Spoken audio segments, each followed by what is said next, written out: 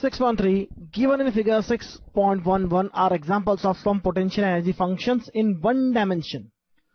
The total energy of the particle is indicated by a cross on the ordinate axis. यह इस तरह से crosses देख रहे हैं आप, यहां पर टोटल एनर्जी इंडिकेटेड है. In each case specify the reasons if any in which the particle cannot be found for the given energy. हमें यह पता करना है कि गिवन एनर्जी लेवल पर पार्टिकल कहां पर फाउंड नहीं होगा,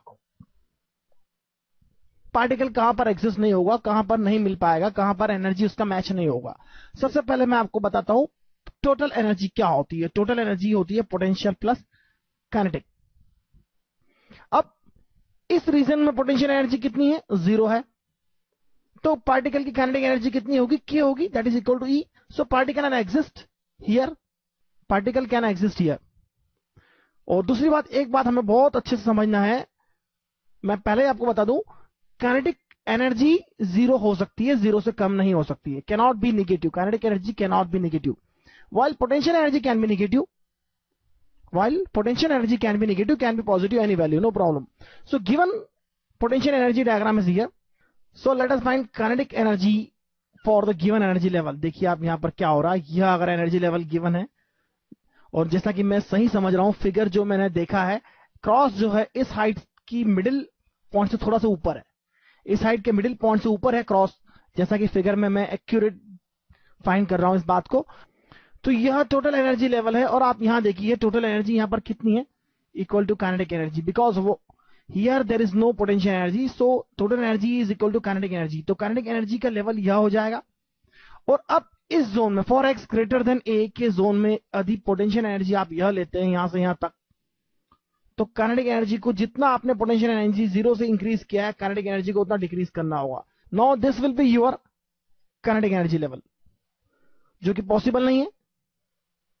So for x greater than a it will not exist.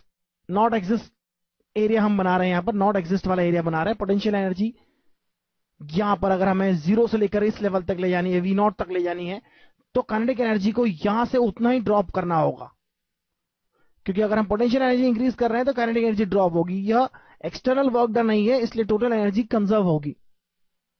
तो बहुत अच्छे समझ में आना चाहिए, जितना हम पोटेंशियल एनर्जी को 0 से इस लेवल तक ले जा रहे हैं उतना काइनेटिक एनर्जी डिक्रीज होना चाहिए, लेकिन यहां पॉसिबल नहीं है. Kinetic energy can not be negative. यह अगर हाफ लेवल से नीचे होता तो ऐसा पॉसिबल था, पर आइए हम देखते हैं आगे, यह हाफ लेवल से या इस लेवल से भी ऊपर होता तो ऐसा पॉसिबल था. तो आइए देखते हैं next question, next part of this question. इसे देखते हैं. यह हमारा टोटल एनर्जी लेवल है, यानी इसमें काइनेटिक और पोटेंशियल दोनों इंक्लूडेड है. पार्टिकल की पोटेंशियल एनर्जी का लेवल यह है, यह टोटल एनर्जी लेवल है, और टोटल एनर्जी लेवल से पोटेंशियल एनर्जी ज्यादा है. तो इसका मतलब क्या हुआ, इतनी एनर्जी पॉजिटिव है तो काइनेटिक एनर्जी निगेटिव होगी. इसका मतलब तो यह हुआ कि इतना पार्ट निगेटिव है, क्योंकि टोटल एनर्जी लेवल पोटेंशियल से भी कम है. आप देखिए E minus P is negative, E minus P is negative, क्योंकि आप E लेवल देखिए और P लेवल देखिए. E minus P is kinetic energy, it is negative, so it is not possible.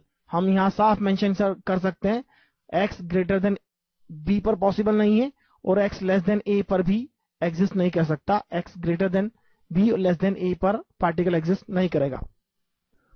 अब इस पार्ट को देखते हैं. यहां टोटल एनर्जी लेवल यह है हमारा, और पोटेंशियल यहां पर है, और फिर से वही गड़बड़, total energy E minus P अगर हम देखें इस पार्ट के लिए तो नेगेटिव होगा, सभी पार्ट के लिए E माइनस पी नेगेटिव होगा. So no value of A, no value of x where the particle can exist. Particle will not exist anywhere in this line. x less than infinity greater than minus infinity कहीं पे exist नहीं होगा. और यहां पर यह exist हो सकता था A और B के बीच में, क्योंकि हम देख रहे हैं पोटेंशियल एनर्जी निगेटिव है, तो ऑब्वियसली काइनेटिक एनर्जी पॉजिटिव होगी. और मैं आपको बता सकता हूं, अगर टोटल एनर्जी ग्राफ यह है, पोटेंशियल यहां से निगेटिव हो गया, तो काइनेटिक एनर्जी लेवल यह हो जाएगा इस केस में. This is the level of kinetic energy here. तो यह काइनेटिक इतना पॉजिटिव, इतना पोटेंशियल नेगेटिव कर दें तो यहां से इतना ड्रॉप हो जाएगा, टोटल एनर्जी इस लेवल में आ जाएगी. तो उसी तरह से हम यहां देखें तो यहां पर एग्जिस्ट करेगा. इस पार्ट के लिए डायग्राम में थोड़ा सा मैं इंडिकेशन देता हूं, यह b/2 पॉइंट है और यह a/2 पॉइंट है. इसी तरह से ये a/2 पॉइंट है और ये b/2 पॉइंट है. और पार्टिकल कहां एग्जिस्ट हो सकता है देखते हैं अब हम.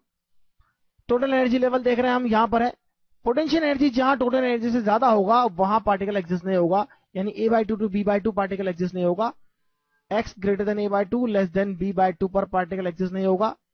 और यहां पर भी इस एरिया में पोटेंशियल एनर्जी जो है टोटल एनर्जी से ज्यादा है। अगर पोटेंशियल एनर्जी टोटल एनर्जी से ज्यादा है तो काइनेटिक एनर्जी निगेटिव होना चाहिए, जो कि पॉसिबल नहीं है, इसलिए इस जोन में पार्टिकल एग्जिस्ट नहीं हो सकता। तो हम लिखेंगे x less than -a/2 but greater than -b/2 पर पार्टिकल एग्जिस्ट नहीं होगा। आगे देखते हैं, क्वेश्चन में कुछ और पूछा गया है। Also indicate the minimum total energy the particle must have in each case.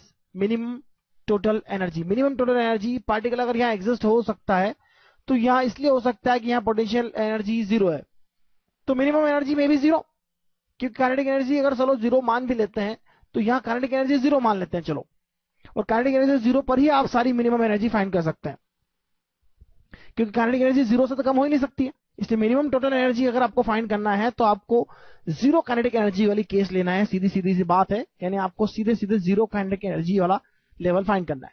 तो यहां पर काइनेटिक एनर्जी अगर आपने जीरो लिया है तो देखिए यह लेवल हो जाएगा, तो इस केस का आंसर हो जाएगा हमारा zero, that is zero level, this is the answer here. और इस केस में देखते हैं यहां पर क्या हो रहा है। काइनेटिक एनर्जी आपको क्या लेना है, काइनेटिक एनर्जी जीरो लेना है। अगर काइनेटिक एनर्जी जीरो लेंगे तो पार्टिकल की मिनिमम एनर्जी जो होना चाहिए, मिनिमम पोटेंशियल एनर्जी होना चाहिए।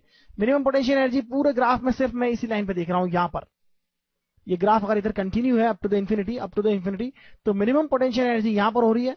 So minimum kinetic energy must B this level, I will say this is V1। Minimum total energy must B this, I will say it V1।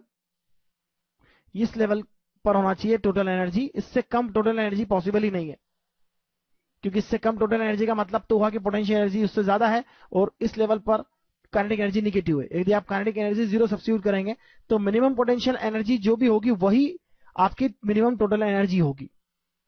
और इस case में भी particle axis यहां पे करता है, और पार्टिकल अगर यहां एक्सिस करता है इसका मतलब यहां पर काइनेटिक एनर्जी आप जीरो सब्स्टिट्यूट करेंगे तो total energy must be equal to potential energy.